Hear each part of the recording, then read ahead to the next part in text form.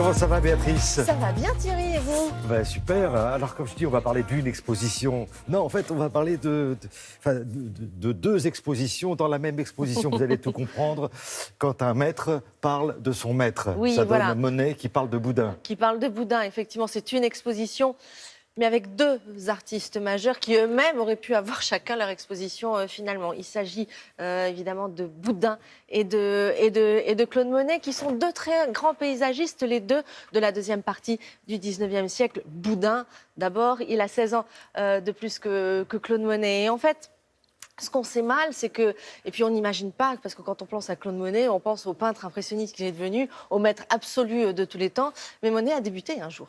Quand même, Monet, un jour, a été un élève, Monet a débuté. Et c'est lorsqu'il rencontre en 1856 au Havre Eugène Boudin, Boudin va voir en ce jeune Monet de 16 ans, son cadet, quelque chose que les autres n'ont pas. Il va lui dire, écoutez, vous êtes doué, vous avez énormément de talent, mais j'aimerais vous enseigner des choses. J'aimerais que vous deveniez mon élève. Alors Monet hésite un petit peu, et puis finalement va accepter. Et il va apprendre énormément de choses avec le maître Boudin, avec Eugène Boudin, même si il va prendre son élan après. Alors, il y aura sûrement des variations sur le même terme, ils vont peindre les mêmes endroits, ils vont peindre le même genre de sujet, mais on voit très clairement dans l'exposition que l'un n'a rien à voir avec l'autre. Et Monet voue une reconnaissance et une admiration jusqu'au bout. Il a écrit d'ailleurs à Boudin en disant « Vous avez été le premier à m'apprendre à regarder et à comprendre ». Donc finalement, Monet va tirer tous les enseignements de ce Boudin avant de devenir le grand maître qu'on connaît. Je vous propose tout de suite de rejoindre. C'est à Madrid. C'est pour ça qu'on a fait le déplacement, parce que ça va vraiment le coup d'œil au musée Thyssen. Regardez.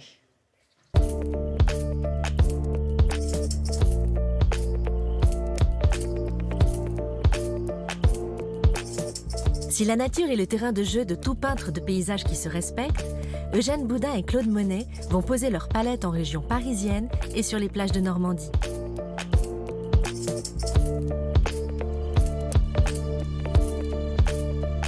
Quand Monet rejoint Boudin et devient son élève, Boudin maîtrise déjà parfaitement la peinture de paysage.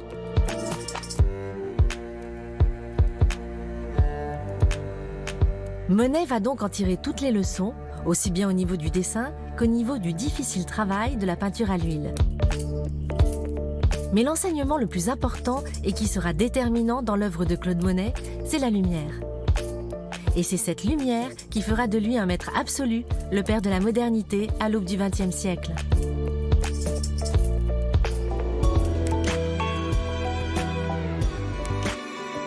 Pour capter les variations de la lumière, quoi de mieux que de regarder le ciel et la mer? En Normandie, Monet et Boudin passent du temps à peindre les plages, les bateaux, les scènes des loisirs nautiques, très en vogue à l'époque. Boudin excelle dans le genre, sans aucun doute, mais déjà, la peinture du jeune Monet a quelque chose de différent. Une touche à part, une fraîcheur, une modernité qui le rapproche peu à peu de l'impressionnisme.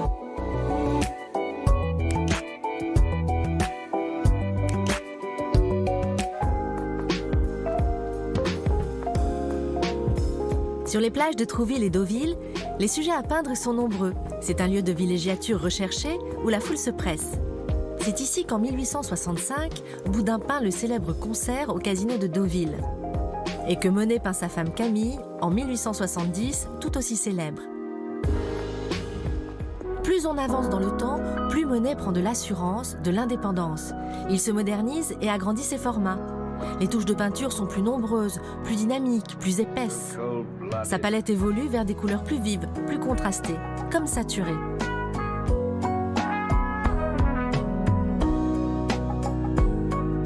Monet délaisse finalement la figure humaine pour les paysages, la couleur et la lumière.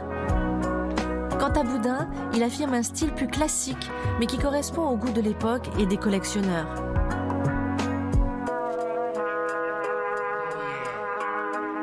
Même si l'élève a finalement dépassé le maître, le respect et l'admiration entre les deux hommes restent une belle leçon de vie et d'histoire de l'art. Pour découvrir l'œuvre de Eugène Boudin et de Claude Monet, il faudra aller à Madrid. À Madrid, au musée Thyssen, hein. jusqu'au 30 septembre. Magnifique. Vous avez vu ces correspondances, c'est la même chose, mais c'est pas la même chose du tout. Mais on sent quand même l'affiliation et le respect de ces deux hommes. Voilà, jusqu'au 30 septembre, à Madrid. Parfait, merci beaucoup Béatrice. Merci.